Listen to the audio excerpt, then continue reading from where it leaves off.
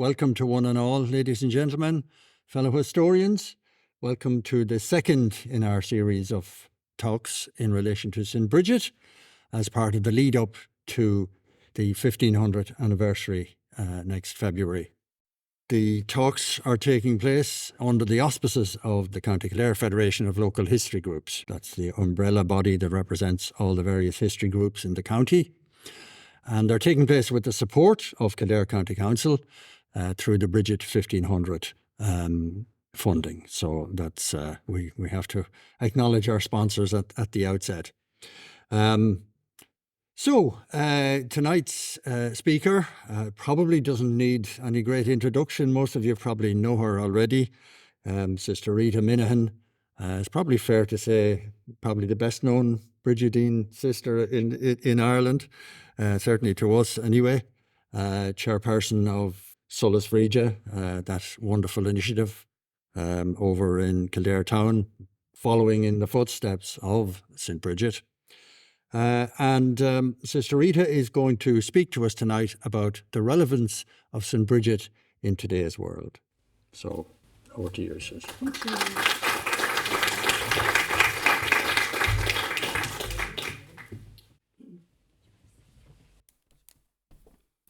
Good evening, everybody. And thank you, Brian, for that kind introduction. So, we're off, I think. The relevance of St. Brigid in today's world. I'm speaking to you this evening through the lens of 30 years of Brigidine ministry in Kildare town.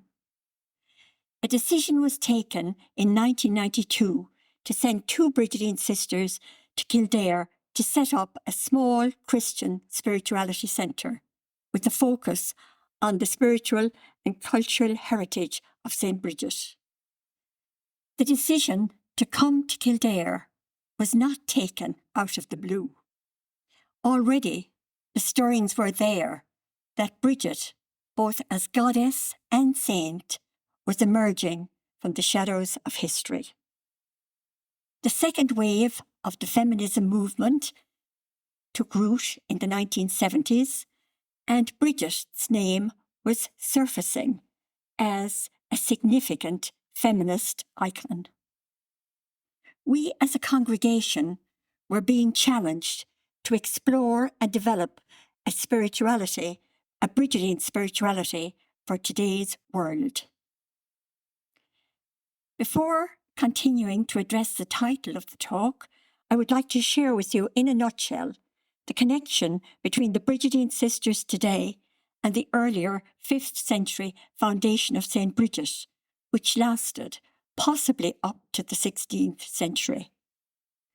The congregation of St. Brigid today was founded by Bishop Daniel Delaney in Tullow, County Carlow in 1807. The Bishop of Kildare and Kilcullen resided in Tullow at that time. Ireland was slowly emerging from the oppressive penal laws which had denied men, women and children their human and religious freedom. Daniel Delaney saw the urgent need for education and responded to the challenge. He gathered 6 local women from his Sunday schools and confraternities and established the Sisters of St. Brigid to meet the educational needs of the people. Our Brigidine annals record that the bishop was not founding a new congregation, but rather restoring the order of St. Brigid to the Diocese of Kildare and Kilcullen. And to show the continuity between the earlier 5th century foundation in Kildare and what was happening in Tullow in 1807, he planted an oak sapling from Kildare in the grounds in Tullow. A towering oak, 216 years later, is a link with that historic moment. Brigidine sisters have been spreading the story of St. Brigid around the world ever since. Only a few years ago, Brigidines in Australia established a trust for their schools throughout Australia, and the title of the trust is Kildare Ministries. I bring you back again now to our Brigidine presence in Kildare since 1992 and tell you how we have experienced and continue to experience the relevance of St. Bridget in today's world. To say that our eyes have been opened is an understatement. Two Brigidines, Mary Minehan and Phil O'Shea, came to live in rented accommodation in Kildare town in 1992. Unlike previous appointments, when they would have been sent to teach in a Brigidine school, they were given free rein to explore the heritage of St. Bridget in Kildare and to establish a small Christian spirituality centre to address emerging needs. The following year, 1993, was a momentous one. I mention it specifically because what happened that year was a catalyst for much of what has happened since then.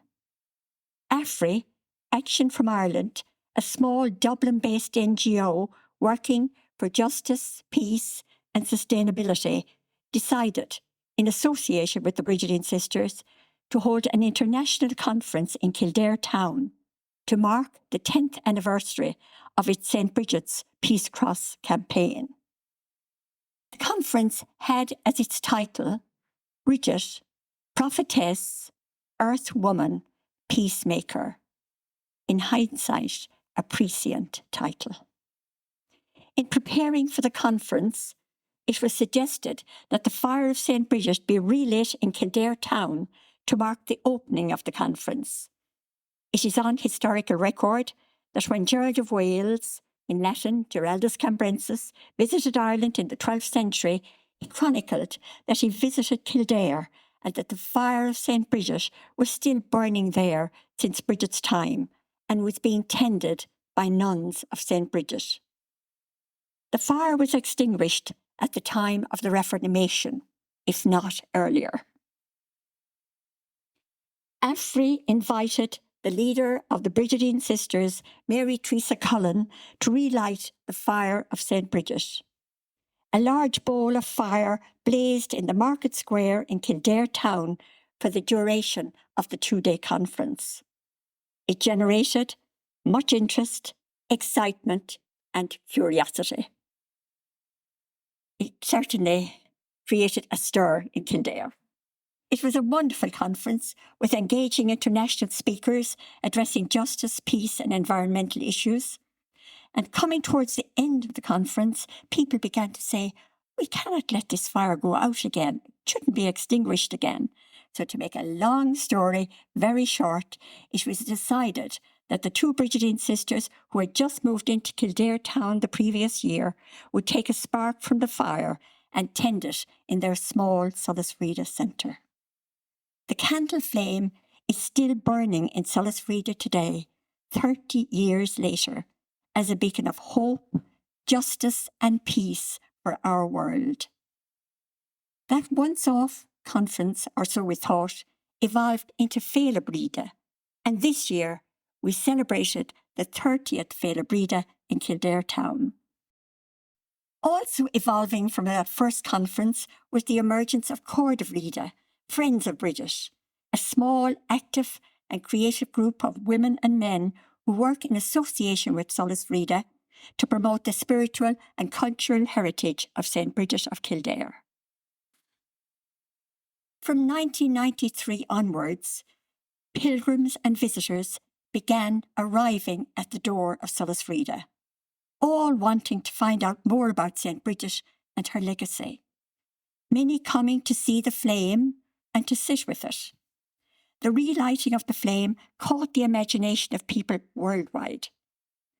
It touched into something very deep in the collective psyche.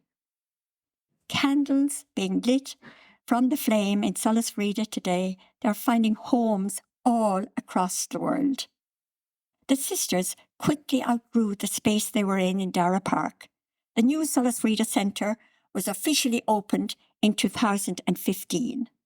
And the vision of the new centre is to unfold the legacy of St. Bridget and its relevance for our world today. We quickly realised that the geographical spread of the cult of St. Brigid was quite extraordinary. The late Dr. Margaret McCurtain gave one of the annual Celtic lectures on St. Brigid as a woman for our time in Kildare Education Centre in 2010. She spoke of how the cult of St. Brigid had spread throughout the world, going out from Ireland in different waves down through the ages. The monks and scholars leaving Ireland from the 6th century onwards carried the story of St. Brigid and devotion to her to England, Scotland, Wales, and further afield. Churches dedicated to her, holy wells, place names, relics, stained glass depictions of her, early Irish manuscripts, liturgical texts dedicated to her can still be found in churches and libraries in Europe. The wild geese displayed a Brigid's cross on their banners when setting sail for continental Europe in the 17th and 18th centuries. And from the 17th century onwards, missionaries and migrants carried Brigid's story and spirit with them to the Americas, Australia, Africa, and the wider world. Professor Yvonne Seal, a medieval historian, gave a talk on Brigid abroad in Sr Rita in 2016. She spoke about how a female saint from the Irish Midlands was known from Iceland to Italy in the Middle Ages. She stated that St. Brigid was far better known than St. Patrick in continental Europe. And she shared, from her research, she shared some very interesting maps with us for private circulation, and you're going to see them now. Brigid in Europe, they're dotted there, and then you can just move it gently in the different countries. Yeah. Yes, Brigid in England and Wales, the places associated with her. Brigid in Brittany, France, in the Low Countries, in German-speaking areas, Italy, and in Scandinavia. These are maps she had come up with from her research on Brigid. She did her master's in St. Andrews in Scotland, and now her doctorate in Iowa University, and is now lecturing in the Upper State, New York, as a professor of history. So, and it's a past pupil, so that's how I got wrangled those out of her. So that tells you, it just gives you an idea of the spread. And as she said, they're not all there, and we know that. So excellent research has been done on the geographical spread of the cult of St. Brigid by historian Dr. Noel Kissan, and can be found in his book, I'm sure many of you may have read it, St. Brigid of Kildare, Life, Legend, Cult. And he suggests that the association of St. Brigid with a pre-Christian goddess named Brigid may have boosted her popularity and given her a competitive edge over the other early Irish saints. Trace elements of Brigid as goddess and saint are worldwide. We can testify to the validity of all that research. I think we could even enlarge on the spread of the cult of St. Brigid through some of the contacts and connections we have made over the past 30 years.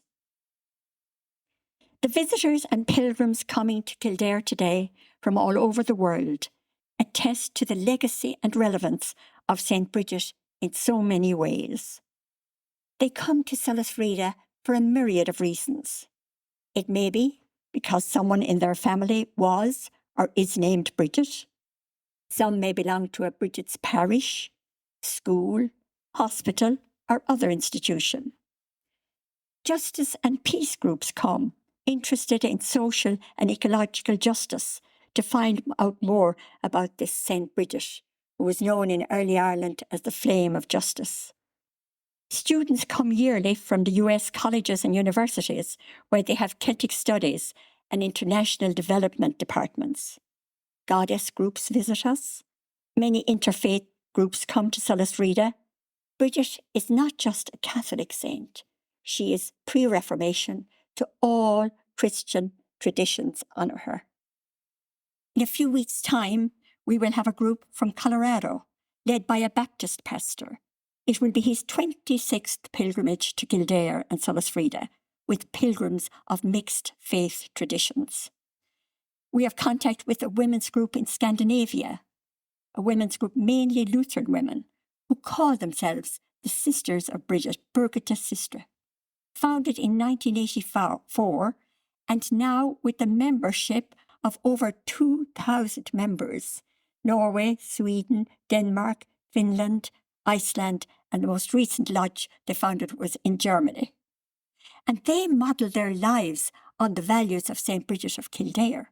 I thought they were getting confused that it was Bridget of Sweden. No, they didn't want anything to do with Bridget of Sweden. It was Bridget of Kildare they were following. Most interesting group, and they have come and they keep coming to Kildare. Many come seeking spiritual nourishment for life's journey, many searching for a spirituality that is inclusive of all creation.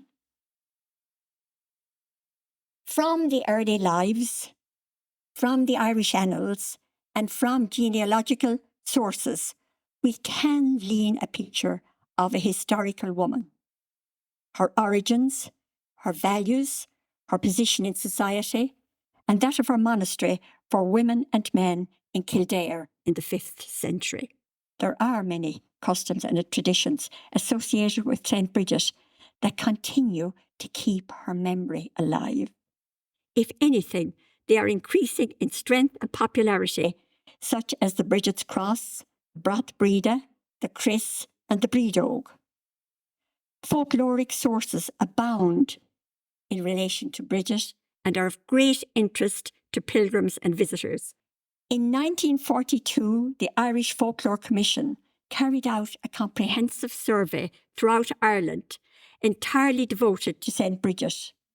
The findings of the survey were so successful that the director, Dr. James Delargy, commented, and I quote, "There are very few districts where some tradition of the saint or feast does not linger. A fact not to be wondered at when one considers how strongly her personality imprinted itself on the imagination of our ancestors, and how important the festival was as marking the commencement of spring and the awakening of nature." Aspects of Bridget's life are appealing to contemporary society. She has left an inspiring legacy through the values she stood for in her day. Her life continues to speak to some of the major issues that confront and challenge us in our world today, and that continues to keep her relevant.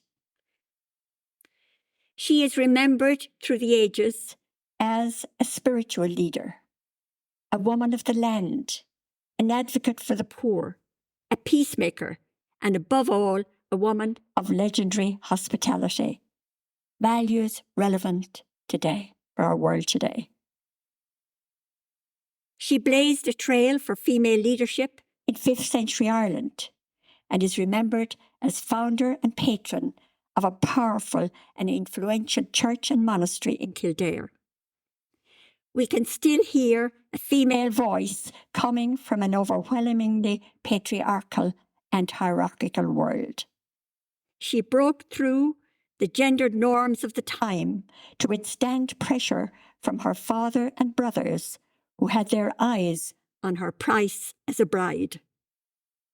She is a source of inspiration and a model for many women and men today in their efforts to promote the equal dignity of women and men in church and society. Cogitosus, in his Vita Brigide, states that Bridget and Conleth governed their church by means of a mutually happy alliance. Ty Caton, who many, God rest him, who many of you knew probably, would say she brought Conleth over from Old Connell in Newbridge to look after the male section of the monastery. But there was never any doubt as to who was in charge in Kildare. Throughout history, Bridget is remembered as a woman with a close connection to the land. Her feast day on February the 1st, also Imbolc time in the Northern Hemisphere, is associated with the beginning of the agricultural year and food production. Those concerned about the environment and the future of the planet draw inspiration from the reverence and respect which she and our Celtic ancestors had for the elements: earth, air, fire, water. They knew intuitively what the scientists are telling us in more recent decades, telling us about the interconnectedness and the interdependence of all creation.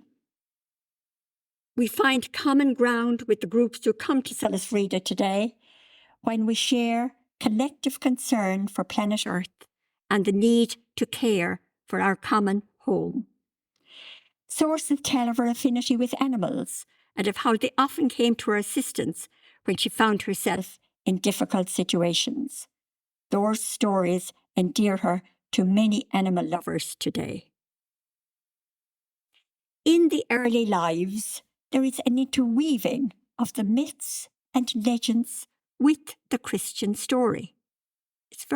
It's most extraordinary that, when Cogitatus was writing that, there's an interweaving of the myths and the legends with the Christian story. They are very powerful carriers of meaning. At an earlier age, I would have been dismissive of myths and legends. I like historical facts, and I still do. But now I appreciate that myths and legends do not have to be true to tell us truths about ourselves and our world. They have a symbolic significance that is often more powerful and effective than mere historical fact. The legends and stories associated with St. Brigid are being retold today as parables for our time.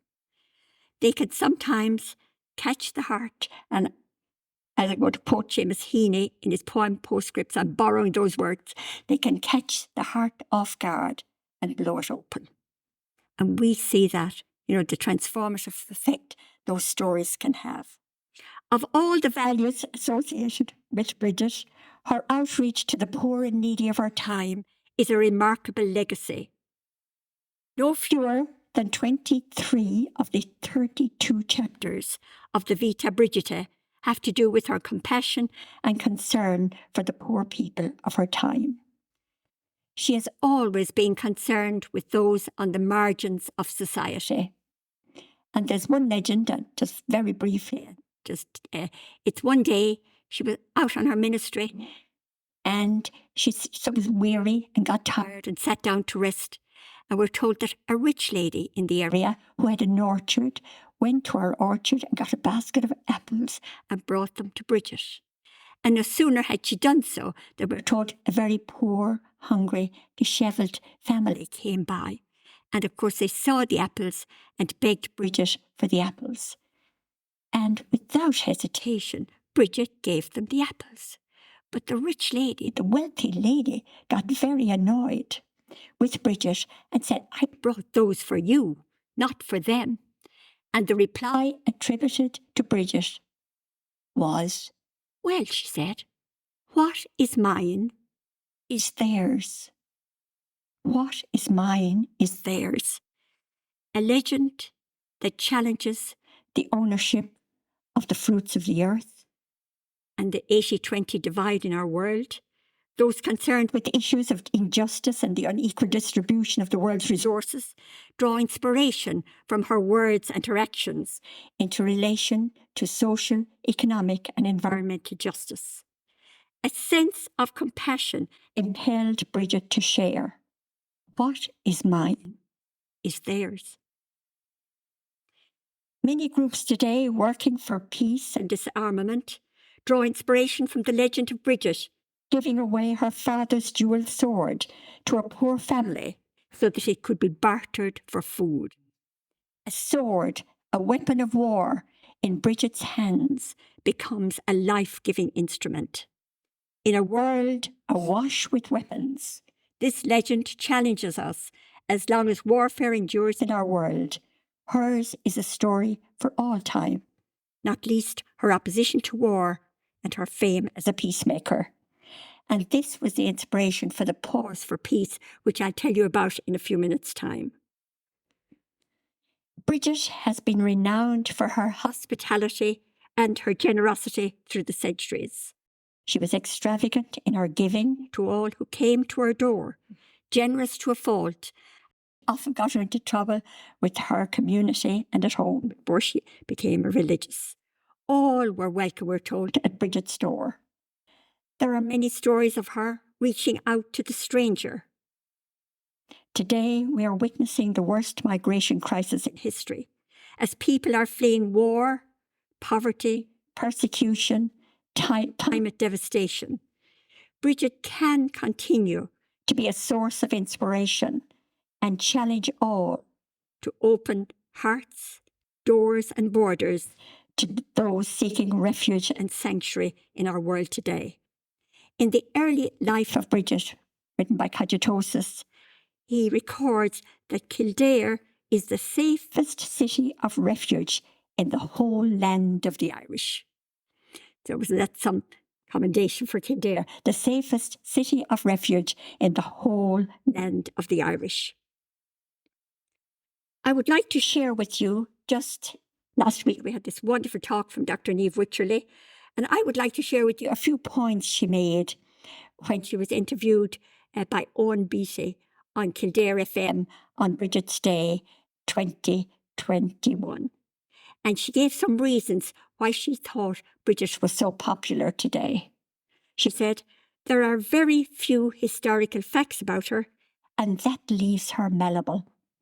She has meant different things to different people down through the ages. She resonates with people. She has been reinvented and rebranded through time, ever since the first poem written about her in the 7th century. And Niamh goes on to say, not a bad thing. Everyone has his or her own hot take on Bridget. It keeps her relevant. She is a saint for all people. Nothing static about Bridget. She has stood the test of time and will remain centre stage. Bridget is certainly centre stage in Ireland with the new national holiday, which commenced in 2023. It has generated great interest and excitement, not just in Ireland, but around the world. The new national holiday models the equal dignity of women and men at national level. Bridget now stands shoulder to shoulder with St. Patrick. It gives recognition to the spiritual, cultural, and historical importance of St. Bridget. And now, I want to tell you a little bit about, I mentioned peace already, but just to say again, I would tell you a little bit about the Pause for Peace movement. St. Bridget and the abbesses of Kildare, who succeeded her, were renowned as peacemakers in early medieval Ireland. Clan feuds were commonplace, and Bridget was often called on, we're told, to mediate between rival factions to bring healing and reconciliation. And actually, it's on record, and Dr. Wycherley mentioned it last night, that the abbesses who succeeded her were known as women who could turn back the streams of war. In that context, and to mark the new national holiday in her honour, Sr Rita, in association with Into Kildare Tourism Board, launched a global Pause for Peace movement on the 12th of January 2023, this year. The Pause for Peace movement sees the residents of County Kildare calling on people all around the world to stop for 1 minute's reflection, silence, for peace at 12 o'clock local time on St. Brigid's Day. It is a rolling pause for peace, a wave of peace commencing in New Zealand and moving seamlessly through continents and islands at 12 o'clock local time, no matter where you are in the world, on St. Brigid's Day each year. The launch took place on the 12th of January, and that was in Sr Rita there, You can see we had the local children involved. The mayor, if you can see him there, is hidden, I think, behind some of the doves of peace. And the head of Kildare is there, or the CEO of Kildare is there as well. So again, the students from the local Kildare Town Community School, they were designated as ambassadors for peace going forward, fifth-year students in Kildare Town Community School. So, you see who we have here. We were taken, I can tell you, surely by surprise, and so we're into Kildare and delighted to welcome the Taoiseach, Sr Rita to Sr Rita, on the 27th of January this year to show the government's support for the Pause for Peace initiative. And you'll be delighted to hear they observed it in the Dáil and Shannon and in many other places. And that afternoon he learned how to make some Bridget's crosses, and with Minister Hayden as well, and Marie Williams, the MEP, they all got down and got their lesson on how to make St. Bridget's crosses before moving on. So that was a tremendous honour to get that recognition and confirmation. But that just wasn't all of it. The President of Ireland, Michael D. Higgins, in a letter to Inter Kildare, when they told him about it, stated, "Your efforts to bring together communities from across the globe to promote peace and harmony in the name of Nave Brigid is truly admirable. Mar Uachtarán na hÉireann, may I thank you for this initiative, which constitutes a form of active global citizenship at its best.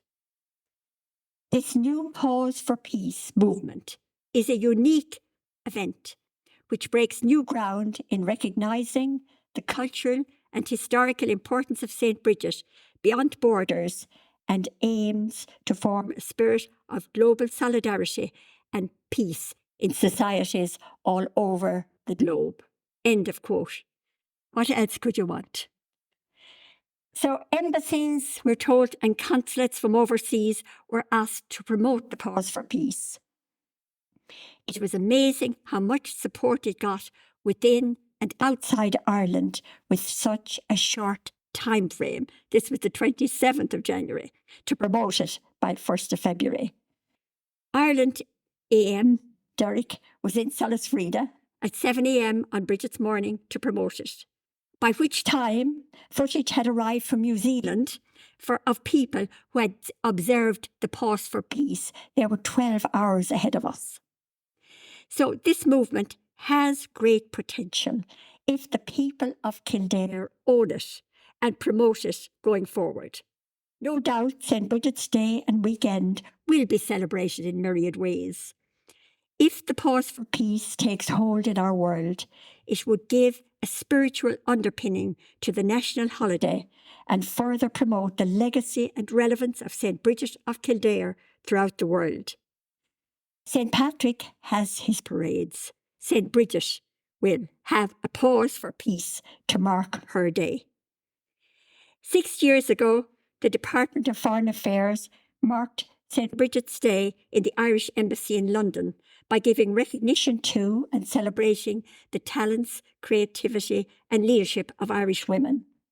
Almost all the embassies and consulates are now marking St. Bridget's Day. And only last week, I had a pilgrim in Kildare, and she said, "Oh, I celebrated it in Zambia." And I said, "How did you celebrate it?" "Oh," she said, "the ambassador over there invited us, because being from Ireland, to celebrate it in the embassy in Zambia." So it's moving already. And that brings us to where we are and why you're sitting where you're sitting tonight, is to Brigid 1500 and the logo for our celebration on the cusp of this year. And Kildare, as you know, have established a Brigid 1500 committee, and the rest will be history, hopefully. Inquiries about the events and all that are growing apace. Already, we know people in Alsace, and you'll be hearing maybe more about them, Strasbourg, are marking the 1500th anniversary this year. They're marking it in France. An email during the week from a Lutheran bishop in Sweden states they plan to mark it in 2025. So this celebration is going to go on for a long time. There will be local, national and international events to mark the anniversary. And to conclude, and sorry about the mic, I'm sure it's very annoying, but we did our best. To conclude, Victor Hugo has a quote which says, "Nothing is as powerful as an idea whose time has come." Saint Brigid's time has come again. She fed the spirits of the people of Ireland in the 5th century. She continues to feed the spirits of people in increasing numbers throughout the world today. She continues to cross divides, build bridges, and foster unity in our midst. All who need it can find shelter under Brigid's cloak. Her life and legacy and its continued unfolding has much to offer in terms of its transformative capacity to help create a more peaceful, equitable, and sustainable world. And I will conclude with the old Irish invocation, Fiv Rat Vrida Shinna Galéir. May we all be protected under the cloak of St. Bridget of Bridget. Thank you. Carmela Margaret.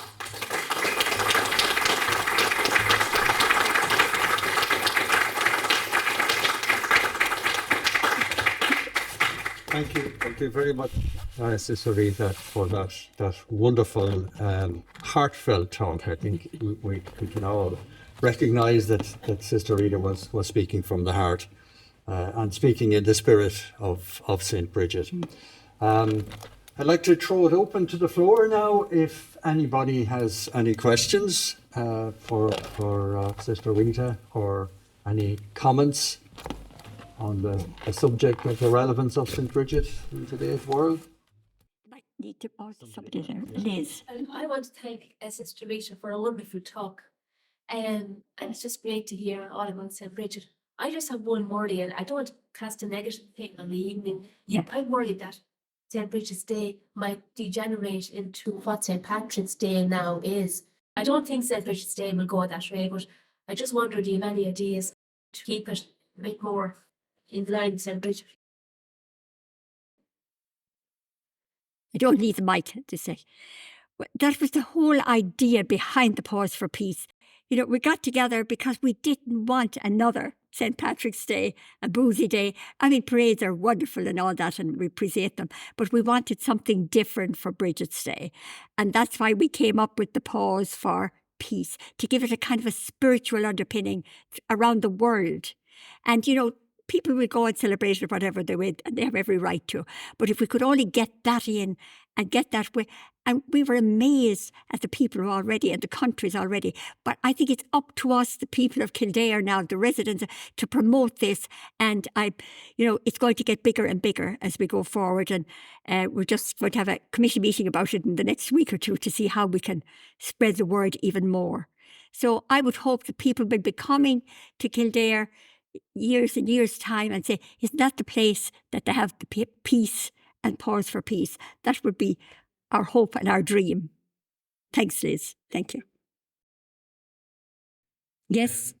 How do you think St. Bridget should be made relevant to the younger generation? We seem to be,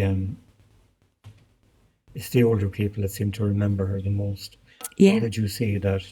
Mm-hmm.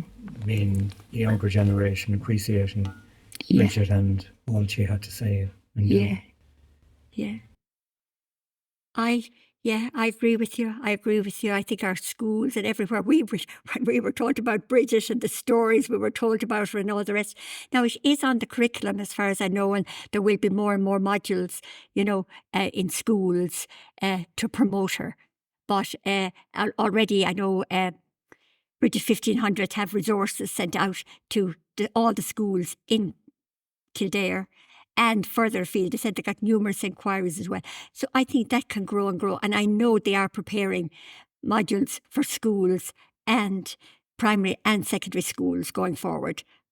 So I would hope, I know we've lost out, but I think this whole national holiday and now the Bridget 1500, it's an ideal time to really put a push on again. And if we had a few more people like Dr. Niamh Wycherley and all the rest around the country, I think it would quickly take hold again, that interest in her. I don't know if that answers your question, but That's right. I was just- wondering. yeah. That's great. Would you have any ideas yourself I thought she would be projected more as a leader as well. as a leader? Great Yeah. leader Oh, yeah, powerful leader. Yeah, of spirituality and a leader Yeah. of hospitality and humility as well. humility. Oh, yeah. Yeah, and I think Yeah. that would be Young people as well. leaders. Yeah, There's a huge Yeah. shortage of good leaders. I know. I know. Thank you. Thank you. Phil. Just maybe Rita, just to answer the question, Rita. Yeah, right. We say the young people who are the care of the earth that Brigid stood for. Yeah. And we have a lot of young people who are into justice issues, and they identify that maybe not so much people in Ireland, but the young people who do come. Oh, yeah, a lot of groups from overseas, a lot of young intervarsity groups, as they call themselves, university groups, and they're all into landscape and all in, they just appreciate so much of what we take for granted here, of what Ireland or what our country has to offer in terms of its landscape and its history, its spiritual and cultural history. And they get great sustenance from it. And they keep returning every year, the universities, they bring their students back to get this. And they maybe start in Glendalough, come on to Kildare, then on to Clonfert, on to Clonmacnoise, over to the west, a lot of them climb Crowpatrick. And these are all young American students, mainly America. It's amazing. Mostly American, I would say, Phil. So it's there, but it's slow. It's probably percolating through. Yeah. Thanks once again, Sister Rita, for a truly heartwarming and inspiring talk. Thank you. And thank you very much for that.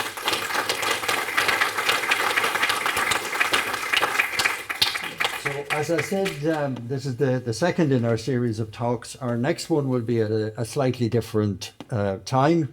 It will be on Saturday morning, Saturday the 14th of October at 10 a.m. here in the Heritage Centre. And it will be followed by the AGM and seminar of the Federation of Kildare History Groups. But the talk, which will be given by Owen Corey under the intriguing title of the St. Brigid Code, that will take place. That will be the first item, and that's obviously open to the public, open to everybody.